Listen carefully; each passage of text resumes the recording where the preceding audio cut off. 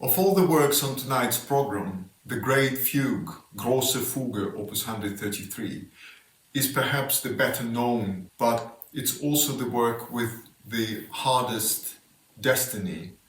Until the 20th century, it was considered undigestible. Originally, Grosse Fuge was written as the final movement of the final and sixth movement of the quartet Opus 130, commissioned by and dedicated to Russian Prince Nicholas Golitsyn, a great admirer of Beethoven's music. But the complexity of the work led to its total fiasco during the premiere, and then Beethoven's publisher Artaria has begged Beethoven to replace the movement by another simpler piece of music. In return, he promised the publication of the Grosse Fuge under a separate opus number. Beethoven didn't want to do a job of an arranger, so one of his pupils was commissioned with this task. But when Beethoven saw the result, the arrangement of Grosse Fuge for two pianos, he felt so dissatisfied that he eventually published his own arrangement, which has appeared under the opus number 134. To Beethoven's contemporaries, the Grand Fugue was as incomprehensible as Chinese, as one reviewer in the Allgemeine Musikalische Zeitung has put it. And even later musicians such as Joseph Joachim, who was a great admirer of Beethoven's late string quartets, refused to perform the Grand Fugue. So it was not until the 20th century, until the arrival of the Second Viennese School by Schoenberg and its affiliated performers such as the violinist Rudolf Kolisch or the conductor Otto Klemperer, that the Grand Fugue finally received its recognition as the groundbreaking work of the early 19th century, which pre-echoes the achievements of the modernism of the 20th century.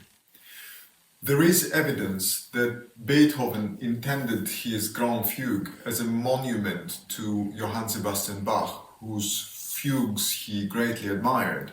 So it comes as no surprise that Bach's monogram B-A-C-H, B flat A, C, B natural, becomes part of the main theme of this fugue.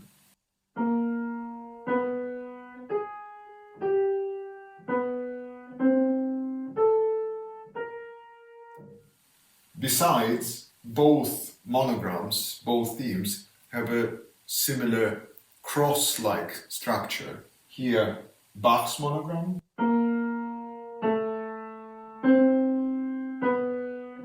here Beethoven's version of it.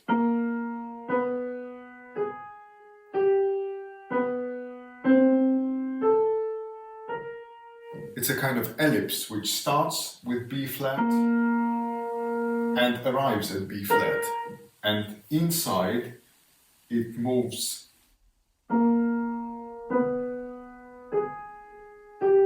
as two concentric circles towards one another, so there is a perfect symmetry in the theme. But Beethoven starts the fugue with a short overture, which consists of the fast and the slow part. The fast part stays the theme, but first in a different key than B flat major, in the key of G.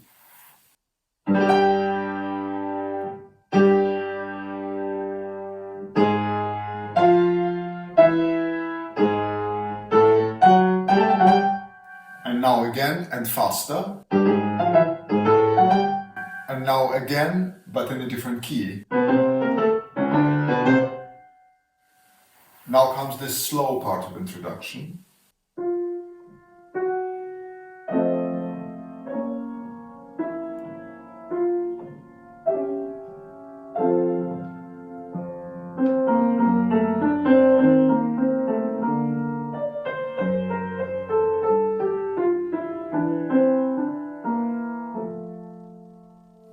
thus ending in the dominant key for B flat major. And at the very end of the slow introduction, you heard the sequence of the semiquavers.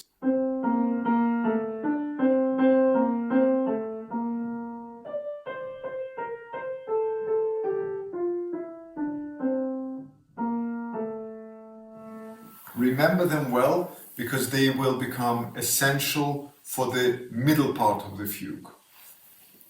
The fugue itself is presented as a gigantic single movement which can be roughly split in three parts: the fast part, the slow part, and the fast closing section.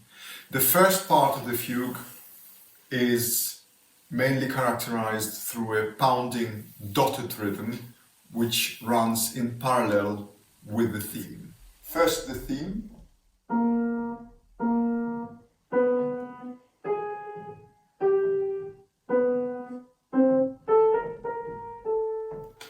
and now the theme with the counterpoint of the dotted rhythm.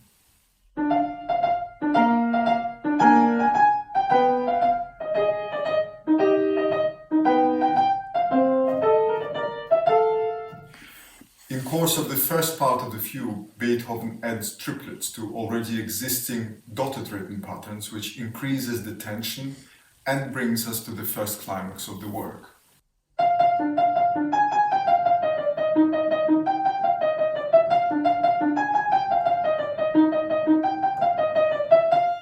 Then follows the slow part of the fugue in the key of G flat major, based entirely on the semiquavers of the second half of the overture and entirely in pianissimo.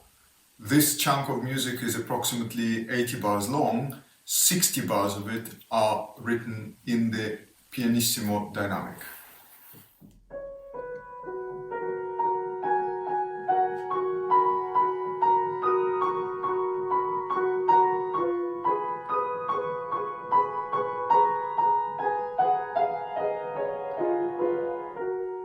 But of course, the counterpoint with the theme continues.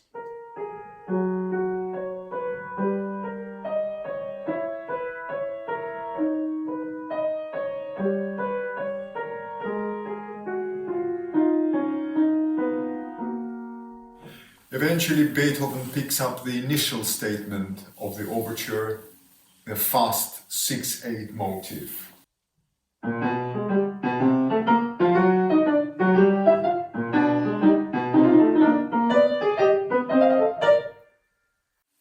The genre of string quartet was extremely popular in the early 19th century and was practiced with equal pleasure by professionals and amateurs. String quartets were often compared to conversations between four individuals. Now, in case of the Grand Fugue, we have to assume that the four individuals holding a conversation are geniuses of neuroscience. In any case, there is also a possibility of performing this quartet by larger string orchestra, a tradition which started in the early 20th century.